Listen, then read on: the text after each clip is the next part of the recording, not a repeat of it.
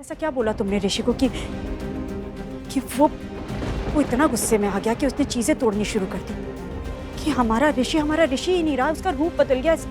ऐसा क्या कहा तुमने उससे? मैं सिर्फ इतना कहा था कि लक्ष्मी मर चुकी है। That's it.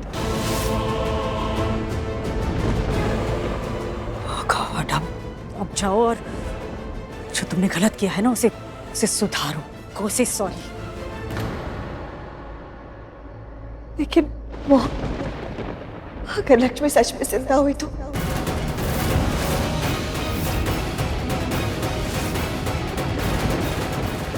सॉरी।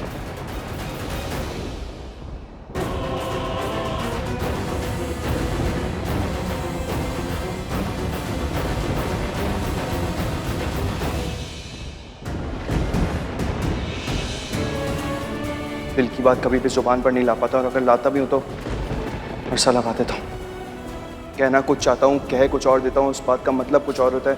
तुम जानती हो ना मुझे। अब नहीं जानती और ना ही जानना चाहती। मुझसे गलती हो गई। ये तो क्या बोल रही है? क्या हुआ दी? शालू पर माफी मांग रहा था मुझसे। वो बात करने की कोशिश कर रहा था, पर मैंने उसकी एक बात नहीं सुनी, बस लड़ती रही उसे। मुझे थोड़ा तो समझना चाहिए था। मैंने नहीं सुना क्योंकि मैं बहुत गुस्से में थी और अभी भी गुस्से में। पर उस वक्त मुझे थोड़ा तो समझना चाहिए था उसे। शालू, उससे मिलकर ना मुझे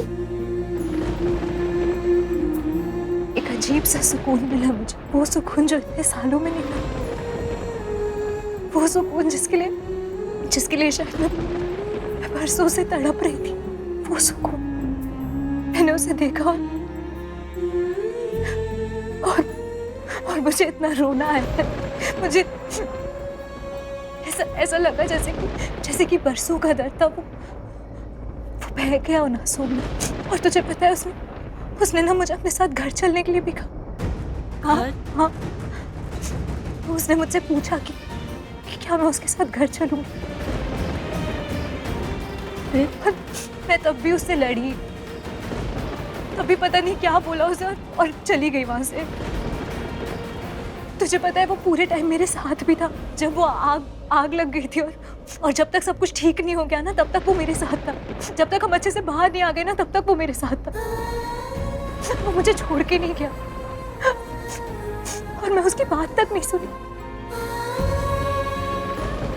गलती की है, बहुत बुरी हूं मैं। नहीं, एक बार तो उसकी बात सुननी चाहिए थी ना शालू। पार्वती का पिता है वो। मैं उसे बताऊंगी कि पार्वती है उसकी बेटी।